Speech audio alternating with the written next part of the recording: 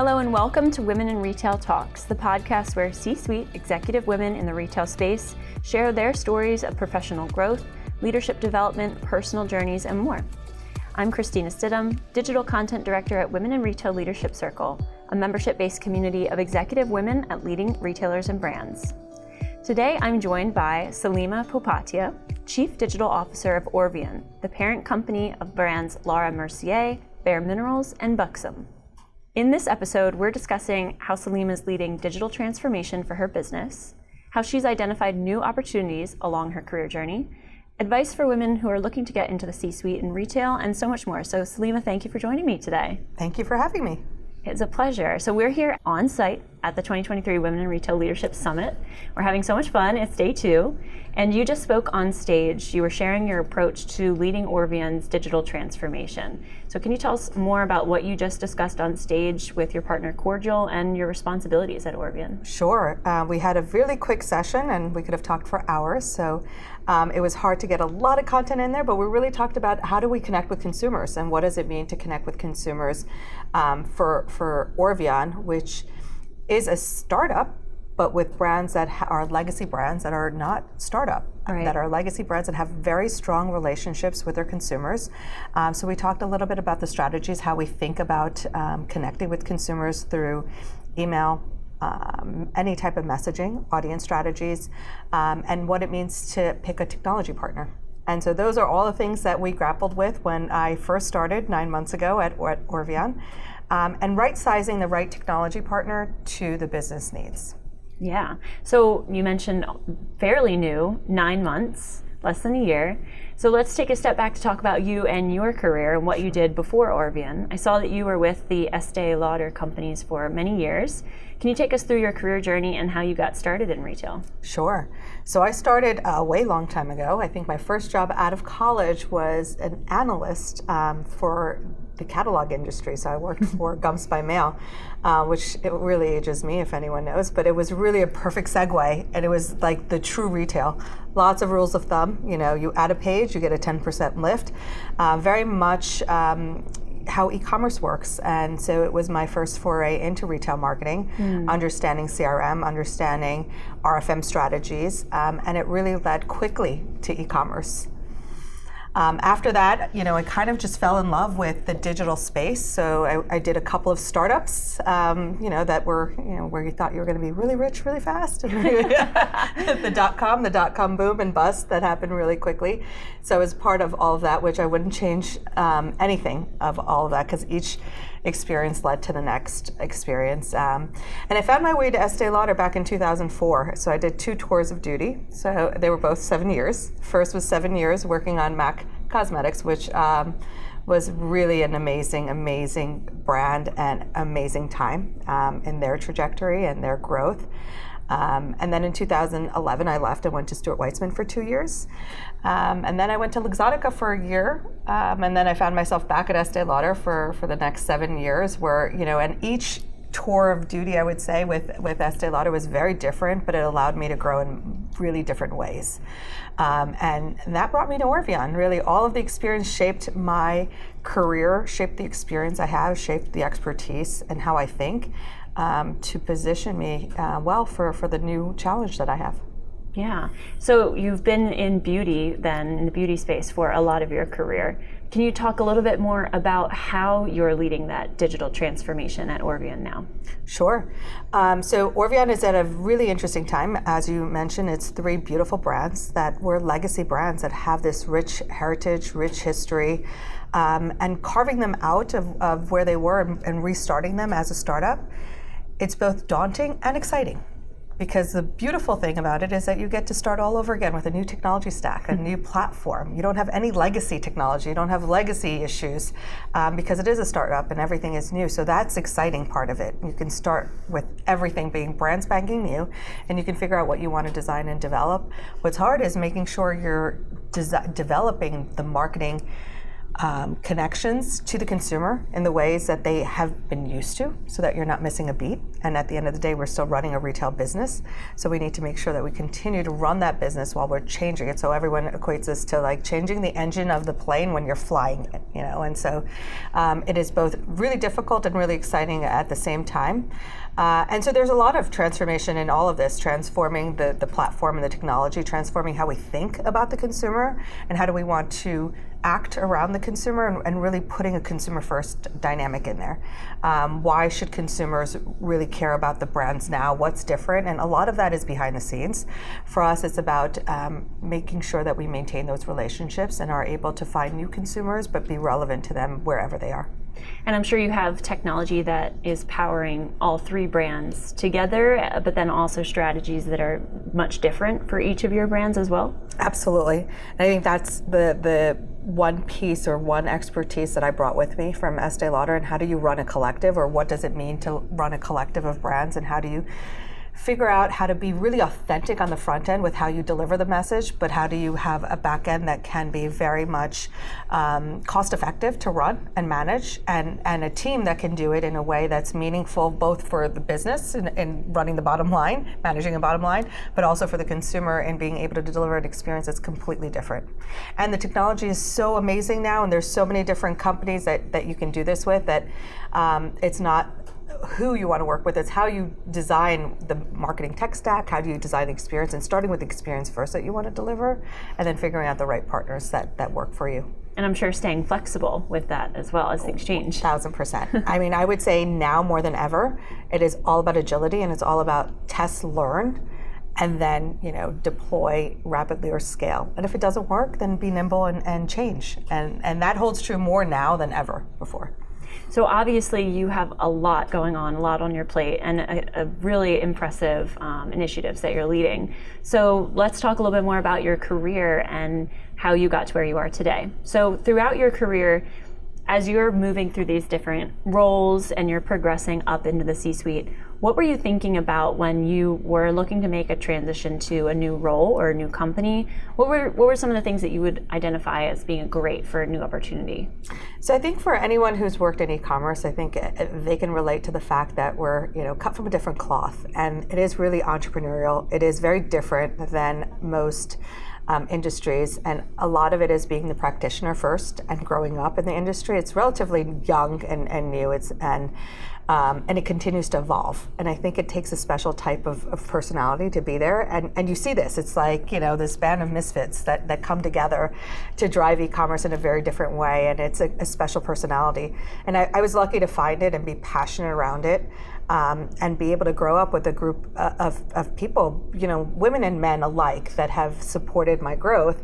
But as I grew in my career, I think it was really important to have those peers, like here, where we see these women that are strong, that are your peers, not your competitors, and that really help talk about issues, have a safety ground to be able to lean on and have those conversations on dealing with certain situations. And I think that was as important to me as it was to have a mentor above, but also to be able to have mentees that you learn from, because there's so much that you can learn from. And I think that means you have to lead by every angle and understand what it means, and to be in every channel. And I think the special thing about e-commerce, as you talk about it, is most of the people that grew up in e-commerce that become leaders have actually done the hard work, the dirty work. They've gotten their hands dirty, and they understand it. So growing up in there, they understand the challenges, and they can then be agile and learn creative ways around solutioning. I think that's a special spot. So when you were going from position to position, you were identifying room for your personal growth with these new roles. Absolutely. It was always about what is the next challenge. I always talk about it, when we talk about transformation, and everyone talks about it in this big way, and I think it's about change. And when you get uncomfortable when change happens, that's when you know you're growing. That's what I tell my teams. When it's changing and it's uncomfortable, that's good, and lean into it and figure out why it's uncomfortable. And that has been for me, every role that I took was a little bit uncomfortable, a little bit of a stretch, until it became comfortable, and then I wanted the next challenge and the next challenge. So it wasn't that one job was better than the other. It was about growing, stretching, and then getting to a point of like, well, okay, I've done this, now where do we go next? And what could be the next challenge, or what could I be ready for next? Yeah, we hear that a lot, that women want the next challenge, but then they're thinking, well, do I have the credentials? Do I have the degree? Do I have all of the 10 bullet points listed on this job listing to be able to do it? So what would you say to them to have the courage and confidence to believe in themselves that they can jump into that new challenge? Get a great set of women around you that don't have to work with you, but that are your peer set, because none of that is true. You know, we talk about imposter syndrome all the time, and we talk about these perfectionists and how you have to be a perfectionist, and that's not true. And especially in the space that we're going to, everything that I've learned from e-commerce has been in an area that has not been defined. And even the places that we're going to now, even what we spoke about today on today's panel, are areas of opportunities that haven't been defined yet. Mm-hmm. We're working with Cordial as a partner to define what the future is. That means there's going to be a lot of failures, but that means that we're having a group of people that are going to do it together and learn together, and you're not going to have all the answers. No one has all the answers, and a lot of it is about how do you test, learn, and iterate. But most importantly, what I've learned is how do you run the team or the group of people that you want to work with. That to me is the most important thing. Leadership and being a strong leader will transcend any kind of expertise that you have. You can all learn it. Everything gets learnable. Everything's teachable. It's about how do you drive the right goals and how do you drive the right teamwork. So you mentioned the really huge importance of strong leadership. So what is your leadership philosophy or style, or however you like to describe it? I'd like to describe it as high-low. I'd like to be in the trenches. I am a practitioner at heart, and I tend to just jump in, roll my sleeves up, and want to know the nitty-gritty. I tend to be very informal and be close to my teams. I want to know what's happening when it's happening, just so that I can be aware of it. But I also like to empower my team. So that's the high-low. Trust is of utmost importance, and I feel like I surround myself with a team that I trust immensely. But we have fun. And a lot of it is we spend so much time at work with each other that if it's not fun, then what's the point of doing it? So to me, it's always about having fun at the same time that you're working. And to me, I'm passionate about what I do. I love what I do. So it comes easy. And I think that kind of attracts the right type of people automatically. And it also deflects the type of people that may not work in that kind of environment. So it kind of is a natural selection of sorts that I have been lucky to have a great team around me. But again, it's about driving that mentality and being excited by the work. It is retail, it's numbers, it's looking at the sales every day, it's getting excited by the sales, it's us texting each other late at night when we're having a great day. That's what drives it, and that's the exciting part of it. And so I like being part of it.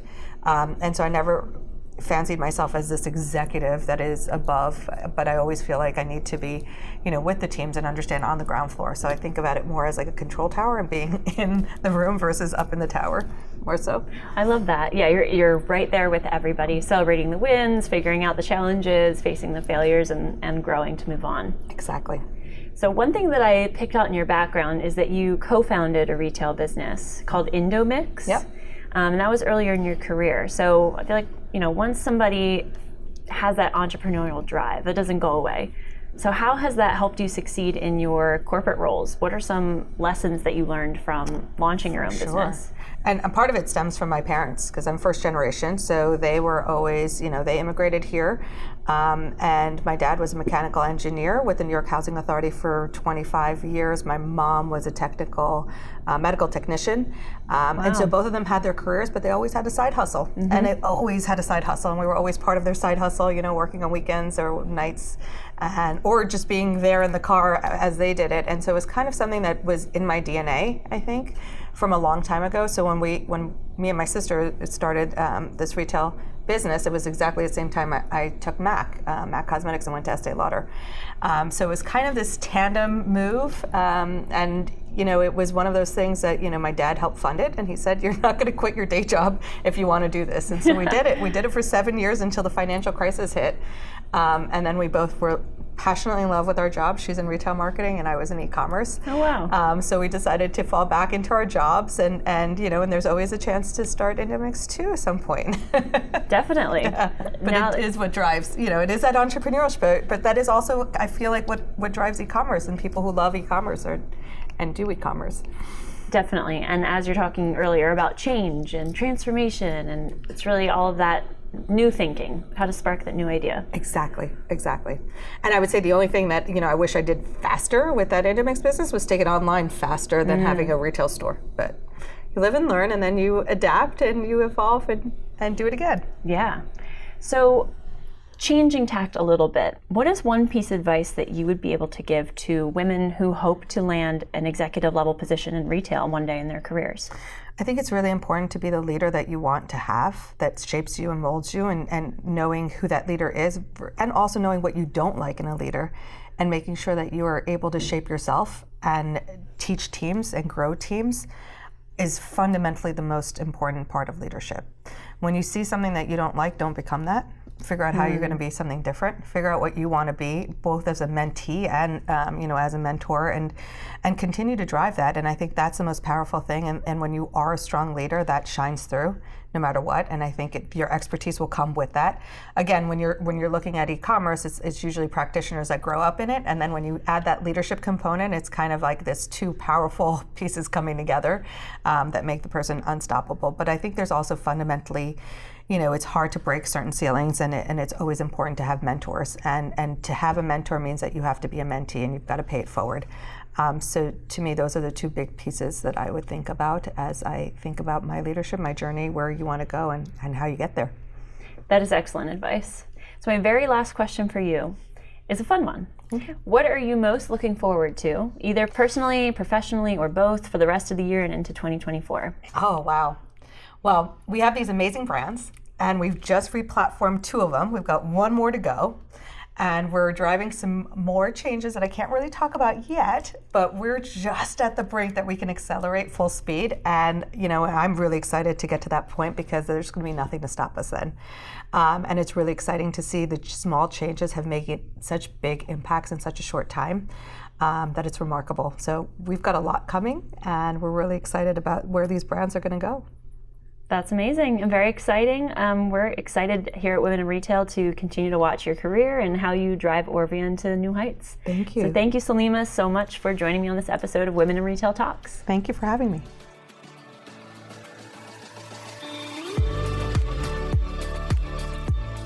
Thanks for listening. For more information on this podcast, please go to womeninretail.com/podcasts for show notes. Women in Retail Talks is available on Apple Podcasts, Google Podcasts, Stitcher, and Spotify. Make sure to subscribe on our podcast channel page as well. If you've enjoyed this episode, please take a few moments to rate and review our show. Lastly, if you're a female retail leader interested in joining our community at Women in Retail Leadership Circle, visit womeninretail.com/apply. Thanks, and until next time, this has been Women in Retail Talks.